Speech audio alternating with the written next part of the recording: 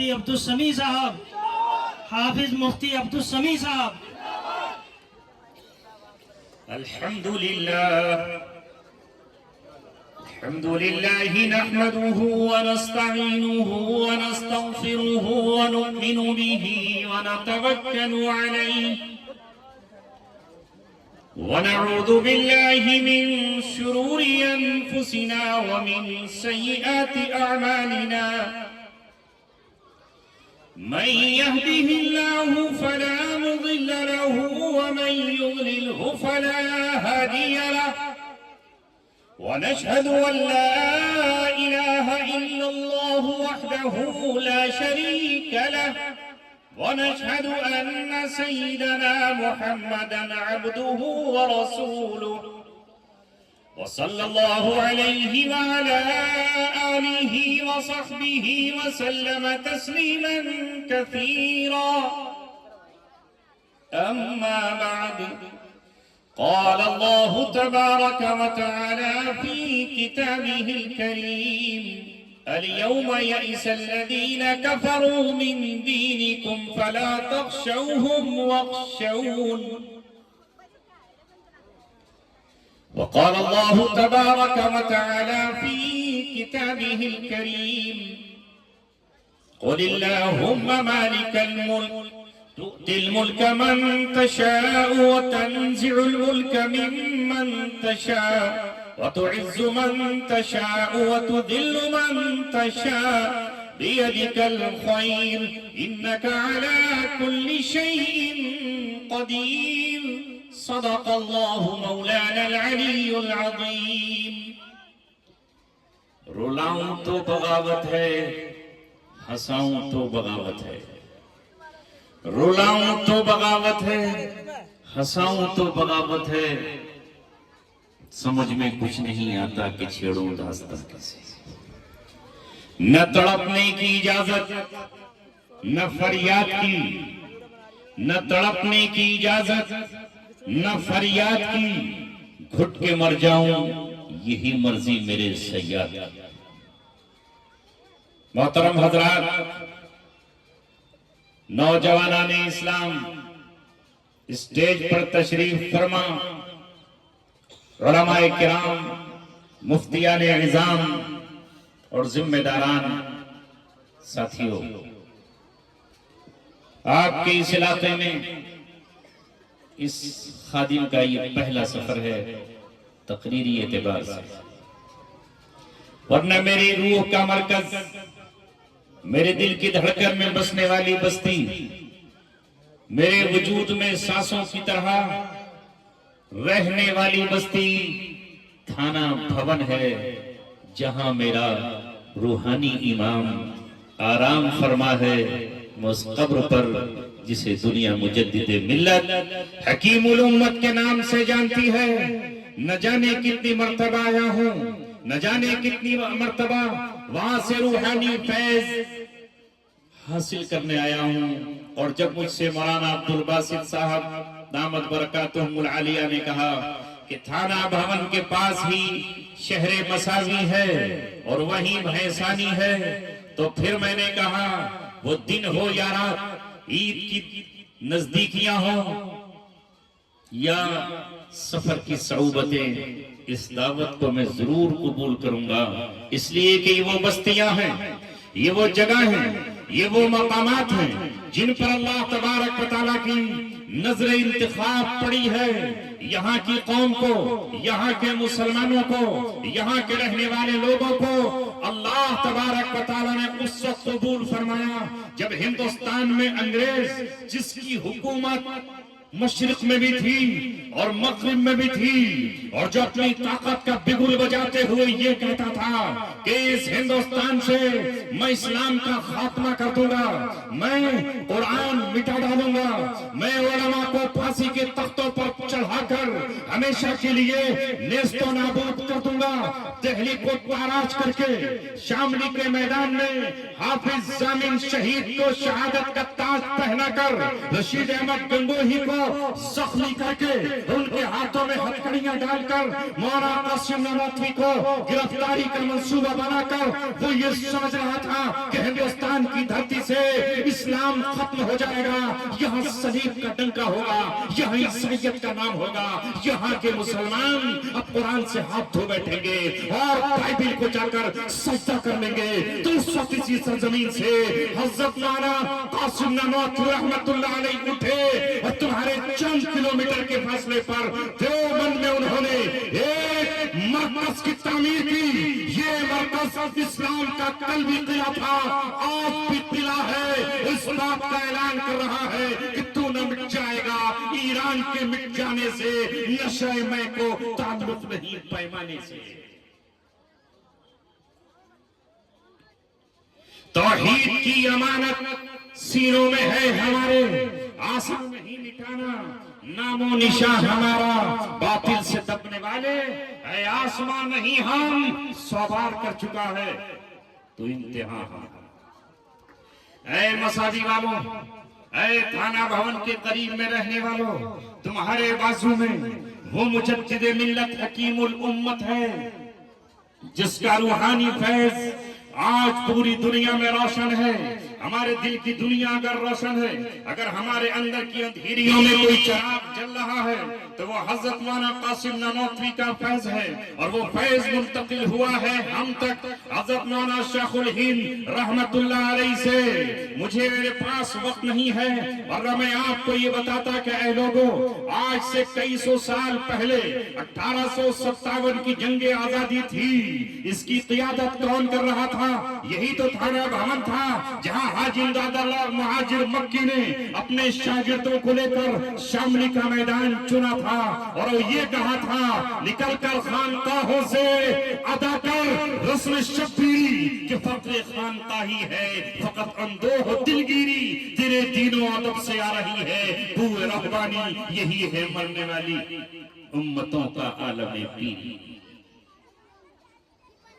وہ امانت جو 1450 سال سے سینہ بسینہ چلی آ رہی تھی، جس کی حفاظت کے لیے حضرت امام احمد ابن حنبل نے اپنا جسم پیش کیا تھا عباسی خلفاء کے سامنے، اور اس قرآن کی عظمت کو منوانے کے لیے اس قرآن کے خلاف معتزلہ کا جو فرقہ اٹھا تھا اور حکومت اس کے پشت پر کھڑی ہو گئی تھی، امام احمد ابن حنبل نے یہ کہا تھا ہمارا جسم قرآن کی حفاظت کے لیے حاضر ہے۔ کل اگر بلال نے قرآن کی محبت میں کوڑے کھائے ہیں، اگر سمیہ نے اپنے جسم کے ٹکڑے کر رہے ہیں، اگر عمار بن یاسر نے اپنے لہو سے قرآن کو سیراب اور سینچا ہے، تو آج احمد ابن حنبل بھی اس قرآن کو خلق قرآن کے فتنے کے لیے آگے بڑھاتا ہے۔ کوڑے اس کے جسم پر پڑتے رہے اور وہ قرآن کا دفاع کرتا رہا۔ کبھی امام ابو حنیفہ رحمت اللہ علیہ نے اس قرآن کی حفاظت کے لیے، اس کے نظام کی بقا کے لیے اور اپنے قلم سے خیانت نہ ہو جائے اس خوف اور ڈر سے جیل کی سلاخوں میں اپنی زندگی کو گزارا۔ وہ امانت جو تم تک پہنچی امام مالک کے ذریعے، امام شافعی کے ذریعے، خواجہ عبد القادر جیلانی کے ذریعے وہ پھر آئی، مجدد الفسانی کے ذریعے وہ منتقل ہوئی، شاہ ولی اللہ امام دہلوی کے ذریعے وہی پھر آئی، امام قاسم حجت اللہ اسلام مولانا قاسم نانوتوی کے ذریعے، اور اسی کے وارث آج ہم ہیں، اسی کے وارث یہ قاری ناصر ہیں، اسی کے وارث یہ پیار محمد مفتی ہیں، اسی کے وارث یہاں پر ہمارے علماء کرام ہیں۔ اس امانت کی حفاظت کے لیے آج وقت آیا ہے کہ آپ اپنے بڑوں کے نقش قدم پر چل کر خوف اور ہراس کی زندگی سے باہر نکلیں۔ یہ تمہاری پیشانیوں پر مایوسیاں کیوں ہیں؟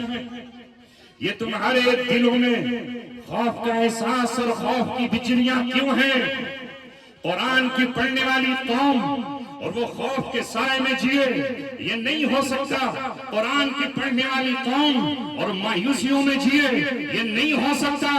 اس قرآن کریم سے محبت کرنے والوں 1450 برس پہلے اس قرآن کریم نے سرزمین مکہ پر اور سرزمین مدینہ پر کھڑے ہو کر کہا.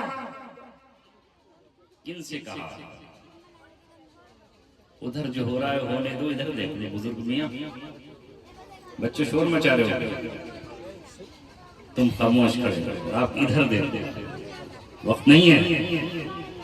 یہ میں نہیں کہہ رہا، انہی کی محفل سے آتا ہوں. شراب میرا ہے راتوں کی، انہی کے مطلب کی کہہ رہا ہوں. زبان میری ہے بات ان کی. میں آپ سے اس قرآن کی روشنی میں، اس معصوم بچی نے جس قرآن کریم کے 30 پاروں کو محفوظ کیا ہے، اس بیٹے نے جو قرآن کریم کو حفظ کیا ہے، میں ان کے سر پہ حفظ کا تاج سجانے آیا ہوں. میں اسے دوپٹہ اور چادر حضرت فاطمہ کا اڑھانے کے لیے آیا ہوں. میں اس بیٹے کو پیغام دینے آیا ہوں کہ تم معمولی نہیں ہو. ایک ملک کا فوجی اپنے حکمراں کی نظر میں بہت اہمیت رکھتا ہے. تم قرآن کے محافظ ہو، تم قرآن کے حافظ ہو، اور تمہارا آج یہ پیغام یہ ہے کہ ہم اس وقت تک زندہ رہیں گے جب جب قرآن پڑھا جاتا رہے گا. اگر قرآن موجود ہے تو ہم موجود ہیں. اگر کعبہ موجود ہے تو ہم موجود ہیں. اگر زمین موجود ہے تو ہم موجود ہیں. کل بھی دنیا نے یہ سوچا تھا کہ قرآن کو اپنی مٹھیوں میں قید کر لیں گے، قرآن کے نور کو پھونکوں سے بجھا دیا جائے گا، قرآن کے نور کو ہواؤں سے بجھا دیا جائے گا. لیکن اللہ تبارک و تعالیٰ نے کہا یہ قرآن کا نور کوئی محض چراغ کا نور نہیں ہے، یہ جگنوں کا اجالا نہیں ہے، یہ شمع اور قندیل کا اجالا نہیں ہے، یہ سورج کا اجالا نہیں ہے، یہ چاند کی چاندنی نہیں ہے، یہ پیاروں کی روشنی نہیں ہے. اللہ تبارک و تعالیٰ کا نور ہے. یریدون لیطفئوا نور اللہ بافواہہم واللہ متم نورہ ولو کرہ المشرکون. قرآن کریم میں اللہ نے کہا وہ چاہتے ہیں کہ اپنے پھونکوں سے اللہ کے نور کو بجھا دے، اللہ کے نور کو مٹا دے، اللہ کے نور کو کہن لگا دے. نہیں، اللہ تبارک و تعالیٰ اس نور کو مکمل کر کے رہے گا. اس کی تابانی چمکتی رہے گی. ابو جہل مقابلے پر آیا، نہیں روک سکا. ابو لہب آیا، نہیں روک پایا. عتبہ اٹھا، نہیں روک پایا. امیہ آگے بڑھا، نہیں روک پایا. مکے والے اٹھ گئے. حیی بن اخطب اٹھا. یہودیوں کا اور مشرکین کا اتفاق اور اتحاد ہوا، مگر محمد رسول اللہ پر جو نور 1400 برس پہلے قرآن کی شکل میں اترا تھا اسے نہیں روک پایا. نعرہ تکبیر، نعرہ تکبیر، اللہ اکبر. 1400 برس پہلے اس قرآن کریم نے اہل مکہ سے کہا، اونٹوں کے چرانے والوں سے کہا، بکریوں کو چارہ کھلانے والوں سے کہا، اپنے تن پر پورے کپڑا نہ پہننے والوں سے کہا، عرب کے ریگزاروں میں رہنے والوں سے کہا، جھونپڑیوں میں شامیں گزارنے والوں سے کہا، وَأَنْتُمُ الْأَعْلَوْنَ إِن كُنتُم مُؤْمِنِينَ. سربلندی تمہارا مقدر ہے، سربلندی تمہارا نصیبہ ہے، عزت تمہارے لیے ہے، مقام عظمت تمہارے لیے ہے، رتبہ بلند تمہارے لیے ہے. یہاں تک کہ تم اللہ تبارک و تعالیٰ کے اگر محبوب بن جاتے ہو اور اس کے قرآن کریم کے حکموں پر عمل کرنا شروع کر دیتے ہو اور تم یہ کہتے ہو کہ قرآن ہی ہمارا آئین ہے، قرآن ہی ہمارا دستور ہے، قرآن ہی ہمارا محبوب ہے، قرآن ہی ہمارا مطلوب ہے، قرآن ہی ہمارا مقصود ہے، قرآن ہی ہمارا آئین ہے، ہمارا راستہ ہے، رہبر ہے، تو قرآن کہہ رہا ہے کہ عزت کا تاج تمہیں ہم پہنا کر رہیں گے اور پہنایا. اگر آج تم پر اور مجھ پر ذلتوں کا دار ہے تو اس کی ذمہ داری کسی اور پر نہیں، تم پر اور مجھ پر خود ہے کہ میں نے اور آپ نے قرآن سے اپنی آنکھیں پھیر لی ہیں، اس سے ہم نے نظریں چرا لی ہیں. دنیا کی دوسری قوموں کی طرح ہم نے اپنی مذہبی کتاب کو جزدانوں میں لپیٹ کے رکھ دیا ہے، عطر میں بسا کر تو رکھا ہے، آنکھوں سے کبھی کبھی چوم تو لیتے ہیں. کوئی انتقال کرتا ہے تو اصال ثواب کی مجلس میں اس کو پڑھوا تو لیتے ہیں، مگر جب ہم عمل کی زندگی میں آگے بڑھتے ہیں تو قرآن کریم سے ہمارا رشتہ وہی ہے جو دنیا کی دوسری قوموں کا اپنی مذہبی کتابوں سے، سوائے چند دیوانوں اور مستانوں کے. وہ تو رہیں گے، وہ تو نہیں ہوں گے کم. وہ تو ابلیس نے اپنی قوم کو اور اپنے چیلوں کو خطاب کر کے کہا تھا، ہر نفس ڈرتا ہوں اس امت کی بیداری سے میں، ہر نفس ڈرتا ہوں اس امت کی بیداری سے میں. جس کی خاکستر میں ہے اب تک شرار آرزو، اس سے ڈرتا ہوں میں۔ اور جو ابلیس نے یہ کہا تھا کہ مجھے کمیونزم جو 1917 میں اٹھ کر کے رشیا کی شکل میں آ رہا تھا، کب ڈرا سکتے ہیں مجھ کو اشتراکی کوچہ گر، یہ پریشان روزگار آشفتہ مغزہ شفتہ ہو، یہ مجھے کہاں ڈرا سکتے ہیں؟ میں تو ان سے ڈرتا ہوں خال خال اس قوم میں اب بھی نظر آتے ہیں، وہ کرتے ہیں اشک سحرگاہی سے جو ظالم وضو، مجھے ان سے ڈر ہے۔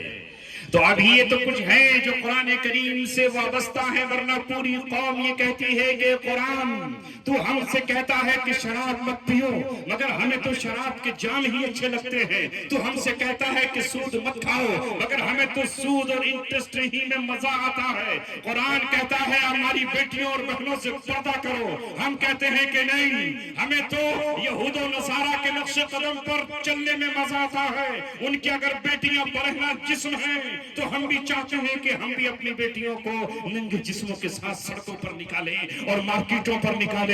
قرآن ہم سے کہتا ہے کہ تم اپنی آنکھوں کو نیچا رکھو، مگر ہم کہتے ہیں کہ نہیں، ہمیں بھی غیر قوموں کی طرح نظارے کرانے دو۔ قرآن ہم سے کہتا ہے کہ تم قتل و قتال کی روش کو چھوڑ دو، مگر ہم کہتے ہیں کہ نہیں، ہمیں بھی جاہلیت کی قوموں کی طرح قتل کرنے دو۔ اگر آپ اس قرآن کی طرف پلٹ آئیں، رب دو جہاں کی قسم، آسمان برجوں والے قائم کرنے والے اور اس سمندر کو گہرائیاں عطا کرنے والے، اس زمین کو پستی دینے والے، سورج کو تباہی دینے والے، رب کی قسم کھا کر کہتا ہوں اس قرآن نے 1400 برس پہلے بھی عرب کے چرواہوں کے سر پر عزت کا تاج رکھا، اور یہاں تک کہ کسرا کا تاج ان کے سر پہ آیا اور اس کے کنگن سراقہ کے ہاتھوں میں آئے اور قسطنطنیہ شہر فتح ہوا، وہ ان کے قدموں کو نہیں روک پایا۔ اگر تم پھر سے چاہتے ہو، عزت چاہتے ہو، سربلندی چاہتے ہو، عظمتیں چاہتے ہو، رفعتیں چاہتے ہو، تو آؤ قرآن سے رشتہ قائم کر لو۔ جب اس سے رشتہ قائم ہو جائے گا تو تمہیں بھی عظمت مل جائے گا۔ نہیں ملے گی؟ دنیا میں آدمی چاہتا ہے اگر اشرف خان سے بیٹی کا یا بیٹے کا کوئی رشتہ ہو جائے تو ہمارا بھی ہو جائے گا نا۔ قادر رانا کے ساتھ اگر سمبند بن جائیں تو بابو ملقاس سے تو خود ہی بن جائیں گے، سمدھی کا سمدھی۔ دنیا سوچتی ہے کہ اگر کسی بڑے آدمی سے تعلق ہو جائے تو ہم بھی بڑے ہو جائیں۔ تو قرآن سے بڑھ کر کیا ہے؟ جو رحمان کی کتاب ہے، جو رحمان کی آواز اور رحمان کی وانی ہے، جو اللہ تبارک و تعالیٰ کی صفت اور اس کی زبان ہے۔ 1400 برس پہلے سرزمین عرب کی جو قوم اٹھی اس نے قرآن سے اپنے آپ کو جوڑ لیا، تو قرآن نے انہیں عزت کے تمغے عطا فرمائے۔ اگر چاہتے ہو تو آؤ پھر اسی کی طرف پلٹ آؤ۔ میں نے قرآن مقدس کی ایک آیت تو یہ پڑھی تھی جس میں اللہ تعالیٰ کہہ رہا ہے کہ آج اللہ تعالیٰ کے باغیوں کی صفوں میں، اس کے منکروں کے دستوں میں، آج اللہ تبارک و تعالیٰ کو نہ ماننے والی قوموں کے یہاں مایوسیوں کی لہر دوڑ گئی ہے۔ وہ اب تک یہ سمجھتے تھے کہ تمہارا اور کا کسی موڑ پر اتحاد ہو جائے گا، تھوڑا سا تم جھکو گے، کچھ وہ تمہارے نزدیک آ جائیں گے اور منیمم کامن پروگرام نکل کر چلا آئے گا۔ مگر آج میں نے اسلام کو مکمل کر دیا ہے، تمہیں بتا دیا ہے کہ تمہارا طریقہ عبادت کیا ہے، میں نے آج تمہیں بتا دیا ہے کہ تمہارا نظام تجارت کیا ہے، میں نے تمہیں آج بتا دیا ہے کہ تمہارا نظام صلاۃ کیا ہے، نظام زکوٰۃ کیا ہے، میں نے آج تمہیں بتا دیا ہے کہ تمہاری اجتماعی زندگی کیسے ہوگی اور انفرادی زندگی کیا ہوگی۔ تمہارے نکاح کا طریقہ میں نے تمہیں سمجھا دیا ہے، عدت کا دستور بھی بتا دیا ہے اور خلا کا راستہ بھی تمہیں دکھا دیا ہے۔ لہذا آج تمہارے دشمنوں کے دلوں میں تمہاری طرف سے مایوسیت کی بجلیاں کون گئی ہیں۔ فلا تخافوہم فلا تخشوہم، ان سے مت ڈرنا، بخشونی، مجھ سے ڈرنا۔ انما ذالکم الشیطان، یہ شیطان ہے جو تمہیں اپنے دوستوں سے ڈراتا ہے۔ فلا تخافوہم، ان سے مت ڈرنا، وخافونی، مجھ سے ڈرنا۔ اے لوگوں، اگر تمہارے اور میرے سینے میں ایمان ہے تو ڈر نہیں لگنا چاہیے۔ ڈر کسی فرعون کا بھی نہ ہو، ڈر کسی نمرود کا نہ ہو، ڈر کسی نارے نمرود کا نہ ہو، اور یہ کہتے ہوئے ابراہیم علیہ السلام کی طرح نائے نمرود میں ایک مسلمان چلا جائے اور یہ کہے ظلم کے شوروں کو شاید یہ خبر مطلق نہیں، ظلم کے شوروں کو شاید یہ خبر مطلق نہیں، آتش نمرود بھی میرے لیے گلزار ہے، آتش نمرود بھی میرے لیے گلزار ہے۔ اور جب کبھی امتحان کی گھڑیاں آئیں تو پڑھا لکھا شخص امتحان سے نہیں گھبرایا کرتا، امتحان سے نہیں ڈر جایا کرتا، وہ امتحان کا استقبال کرتا ہے، بلکہ امتحان اگر پیچھے ہٹ جائے تو رویا کرتا ہے، تڑپا کرتا ہے کہ میں تو امتحان کی تیاریاں کر چکا تھا۔ اے مومنو، اگر تمہارے پاس ایمان ہے، اگر تمہارے پاس اعمال صالحہ کی نعمت اور دولت ہے، اگر تمہیں قرآن کے وعدوں پر یقین ہے تو تمہیں گھبرانے کی، خوف زدہ ہو جانے کی کسی حال میں ضرورت نہیں ہے۔ قرآن داستان سناتا ہے حضرت ابراہیم کی، قرآن واقعہ بیان کرتا ہے حضرت یوسف علیہ السلام کا، اور قرآن تمہیں پیغام سناتا ہے حضرت صالح علیہ السلام کا۔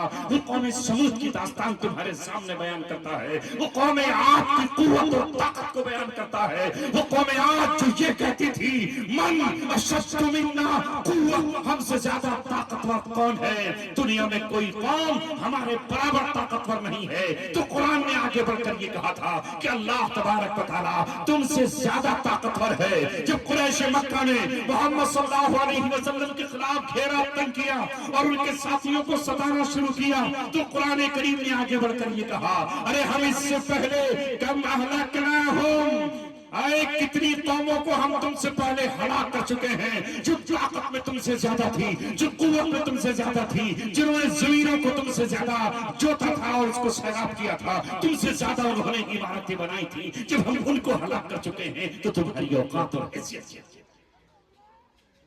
یہ کیوں کہہ رہا ہے اللہ تبارک و تعالیٰ؟ تاکہ ایک ایمان والا جس سرزمین پر ہو وہ ایمان کی کرنوں کے ساتھ جیے، اللہ تبارک و تعالیٰ کی آرزوؤں کے ساتھ جیے۔ اور یہاں تک کہ پھر ایک ایسا موقع آیا کہ جب اہل مدینہ کو گھیر لیا گیا، چاروں طرف سے ان پر حملہ بول دیا گیا اور مدینے کے بچانے کا ایک ہی راستہ رہ گیا کہ بس محمد صلی اللہ علیہ وسلم خندقیں کھودیں اور مدینے کا دفاع کریں۔ اسی کو غزوہ خندق اور غزوہ احزاب کہا جاتا ہے۔ خالی قریش مکہ نہیں تھے، اندر سے بنو قریظہ کی غداریاں تھیں اور باہر سے بے پناہ ٹڈی دل لشکر آیا ہوا تھا۔ اذ بلغت القلوب الحناجر، یہاں تک کہ دل گلے تک آ گئے تھے خوف و ہراس سے۔ اس وقت اللہ تبارک و تعالیٰ نے ایک ایسی جامع آیت کو نازل فرمایا جسے پڑھ کے میرا دل بن جاتا ہے اور آپ کی زبان بھی اسے گنگنانے لگتی ہے اور آپ کے روئے سے یہ آیت تلاوت کی جانے لگتی ہے، بالکل جس طرح داؤد علیہ السلام جب زبور کی آیتوں کی تلاوت کرتے تھے تو پہاڑ بھی اس کے ساتھ تلاوت کرتے تھے، پرندے ٹھہر جاتے تھے، دریا رک جایا کرتے تھے، یسبح ماہ والطیر، پہاڑ بھی ان کے ساتھ پڑھنے لگتے تھے۔ تو قرآن کی دو آیتیں ہیں، اگر میں ان کی تلاوت کروں، رب دو جہاں کی قسم، تمہارے جسم کا ہر رواں، تمہارے خون کا ہر قطرہ، تمہارے گوشت کی ہر موٹی، تمہارے جسم کی ہڈی کا ہر ٹکڑا اس قرآن کی آیت کی تلاوت کرے گا۔ وہ آیت یہ ہے قل اللہم مالک الملک تؤتی الملک من تشاء وتنزع الملک ممن تشاء وتعز من تشاء وتذل من تشاء بیدک الخیر انک علی کل شیء قدیر۔ نعرہ تکبیر، اللہ اکبر، ہاتھ اٹھا کے لگا دو بھائی، نعرہ تکبیر۔ اللہ اکبر۔ کیا کہا اس آیت میں، ایک ایک بات ختم کر دوں گا۔ میں خود نہیں آیا، کہاں میں، کہاں قاری عبدالباسط، کہاں میں اور کہاں مساوی۔ میں تو 7 سال ایسی جگہ تھا جہاں زبان کھلنے کی اجازت نہ تھی، مگر اللہ تبارک و تعالیٰ جس کے لیے چاہے دروازے کھول دے اور جس کے لیے چاہے دروازے بند کر دے، وہ جسے چاہے تخت پر بٹھائے اور جسے چاہے وہ تخت سے تختہ دار پر لے جائے۔ کیا تم نے حکمرانوں کو سولیوں پر چڑھتے نہیں دیکھا؟ کیا تم نے حکمرانوں کو پھانسیوں پر جاتے ہوئے نہیں دیکھا؟ کیا تم نے حکمرانوں کو قید میں زنجیریں پڑے ہوئے نہیں دیکھا؟ یہی تو اس کی قدرت کا کرشمہ ہے۔ کبھی غلاموں کو تخت پر بیٹھتے ہوئے تم نے اس ملک میں دیکھا ہے اور کبھی مصر میں دیکھا ہے اور کبھی بادشاہوں کو بیٹوں کے ہاتھے قتل ہوتے ہوئے دیکھا ہے۔ اس دنیا نے چنگیز کا دور بھی دیکھا ہے اور ہلاکو خان کا دور بھی دیکھا ہے۔ اس دنیا نے نادر شاہ کی تلوار بھی دیکھی ہے اور بایزید یزدان کی بجلی بھی دیکھی ہے۔ اس دنیا نے تیمور کا قتل عام بھی دیکھا ہے اور انگریزوں کی فوج کا داستان بھی دیکھی ہے۔ اس دنیا نے سلطان صلاح الدین ایوبی اور نور الدین زنگی کو بھی دیکھا ہے اور عیسائیوں کے لشکر کو 1099 میں بیت المقدس میں داخل ہوتے ہوئے بھی دیکھا ہے۔ یہ آسمان گواہ ہے اس بات کا کہ یہ نظام کائنات خود نہیں چل رہا، اسے چلانے والا اللہ تبارک و تعالیٰ ہے۔ اگر وہ کسی کو طاقت دیتا ہے تو یہ کہتا ہے یہ طاقت تیری نہیں ہے، یہ طاقت میری ہے۔ میں نے تجھے چند گھنٹوں، چند دنوں، چند سالوں کے لیے اس کا اگر مالک بنا دیا ہے تو اصل مالک میں ہی ہوں۔ یہ آیت اس وقت کہی جا رہی ہے جب محمد صلی اللہ علیہ وسلم کے پاس روٹی کا ٹکڑا نہیں ہے، ابوبکر صدیق کے گھر میں ایک کھجور نہیں ہے، محمد صلی اللہ علیہ وسلم بھوکے ہیں، صحابہ بھوکے ہیں اور پیٹ پر پتھر بنے ہوئے ہیں، حرف شکایت زبان پر آتا ہے۔ اے دو عالم کے تاجدار، اجازت دیجئے کچھ اکٹھا کر کے پیٹ کی آگ کو بجھا لوں۔ پتھر باندھے ہوا ہوں صبح سے شام تک۔ تو محمد صلی اللہ علیہ وسلم نے کہا اگر تو پتھر باندھے ہوئے ہے تو میں بھی 2 پتھر اپنے پیٹ سے باندھا۔ یہ وقت ہے کمزوری کا، عاجزی کا، خوف و ہراس کا۔ چاروں طرف سے لشکر آیا ہوا ہے۔ اس وقت اللہ تبارک و تعالیٰ جبریل کو بھیج کر یہ کہتا ہے میرے محبوب کو جا کر یہ آیت سنا دو، یہ آیت قرآن کا حصہ بنا دو، یہ آیت قیامت تک پڑھی جاتی رہے گی، یہ آیت مسلمانوں کے بچے پڑھتے رہیں گے، ان کی کتابوں میں لکھی جاتی رہے گی۔ کہو قل اللہم مالک الملک، اے اللہ بادشاہت کا مالک تو ہے، حکمرانی کا مالک تو ہے، حکومت کی چابیاں تیرے اختیار میں ہے۔ تو تل ملک من تشاء، جسے تو چاہتا ہے بادشاہت دیتا ہے اور جس سے تو چاہتا ہے بادشاہت کو چھین لیتا ہے۔ اور تو عز من تشاء، جسے تو چاہتا ہے عزت دیتا ہے، اور تو ذل من تشاء، اور جسے چاہتا ہے تو ذلیل و خوار کرتا ہے۔ یہ ہے ہمارا ایمان کہ نہیں؟ نہیں ہے، نہیں ہے۔ تمہارا ایمان یہ ہے کہ ای وی ایم کسی کو بناتا ہے، ای وی ایم نہیں بنا تھا، ڈی ایم نہیں بنا تھا، سی ایم نہیں بنا تھا۔ اللہ تبارک و تعالیٰ جس کو چاہتا ہے لا کر بٹھا دیتا ہے، لہٰذا اس پر غم مت کرو۔ حکمراں کون آتا ہے اور کون نہیں آتا ہے، گرچہ پت ہیں جماعت کی آستینوں میں، مجھے ہے حکم اعظم لا الہ الا اللہ۔ بنی اسرائیل سرزمین مصر میں قرآن کی داستان سناتا ہے، فرعون تخت پر بیٹھا ہوا ہے، اس کا وزیر ظالم حامان بیٹھا ہوا ہے اور اس کے ساتھ اس وقت کی مالی طاقت سب سے بڑا اس وقت کا بزنس مین۔ آج کے بزنس مین کی تو حیثیت کیا ہے؟ ایک بزنس مین سے خبر آ جاتے ہو ہمیشہ بادشاہ کا دولت مندوں سے رشتہ رہتا ہے۔ وہاں کون ہے دولت مند؟ قارون۔ کتنی چابیاں اس کے پاس، اونٹوں پر لد کے چلتی ہیں۔ مگر بنی اسرائیل اپنے ایمان کی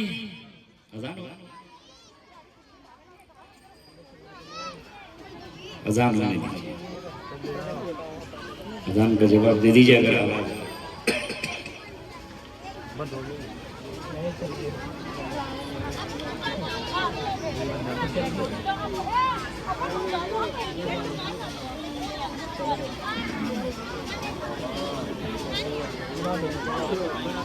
باہر کے مائک بند کر دیجیے تاکہ وہاں مسجدوں میں آواز میں ٹکرائے۔ نماز ہوتی ہوگی، بس یہی اس مجمع کے لیے روک لیجیے۔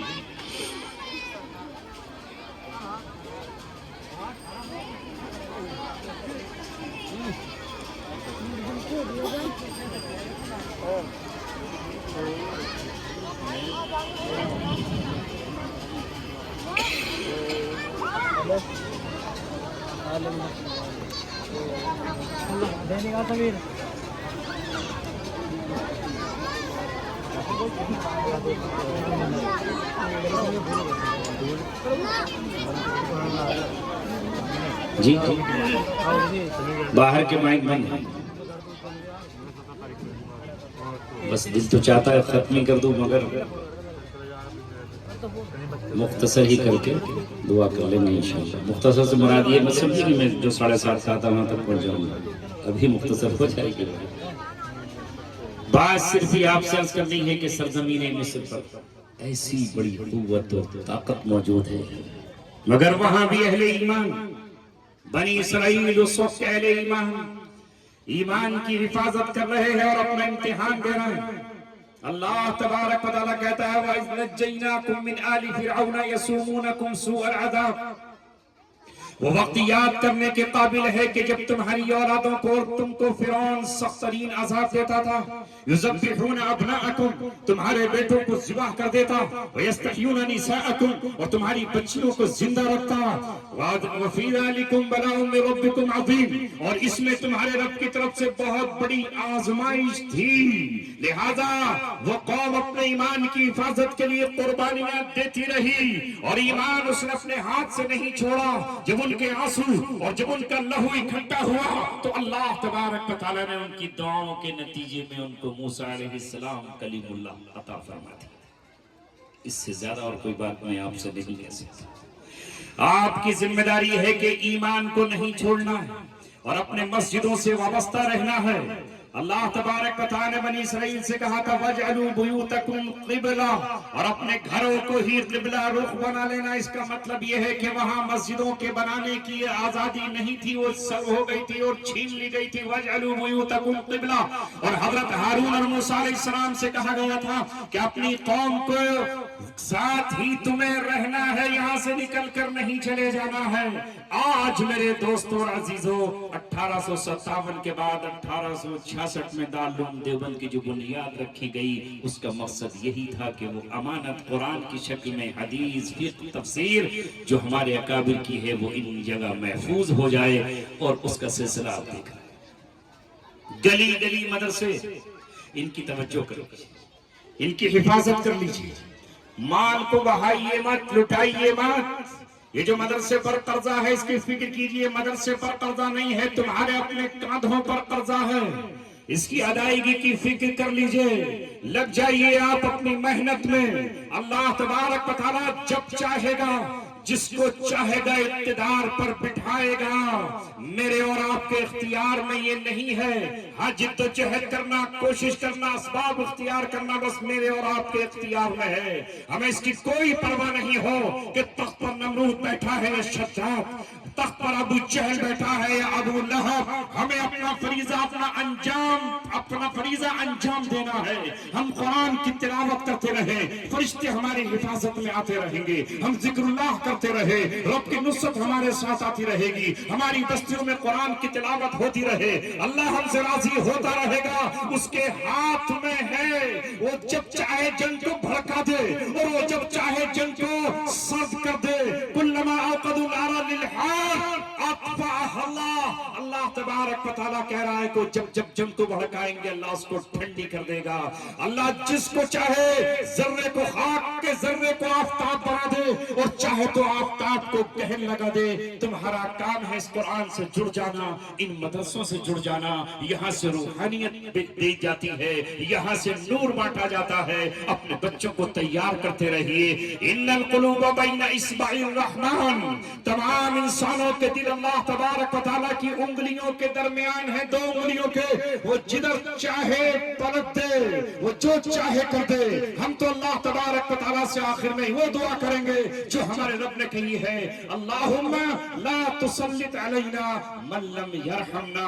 اے اللہ ہم پر ایسے لوگوں کو مسلط مت کیجئے گا جو ہمارے اوپر رحم نہ کریں. اللہ تبارک و تعالیٰ ہماری آج کی اس مجلس کو قبول فرمائے اور آئندہ مجلسوں کے لیے اللہ ہمیں قبول فرمائے. میری اجڑی ہوئی شاموں کی قسم ہے تم کو، میری اجڑی ہوئی شاموں کی قسم ہے تم کو. پھر کوئی بزم سجانا تو خبر کر دینا.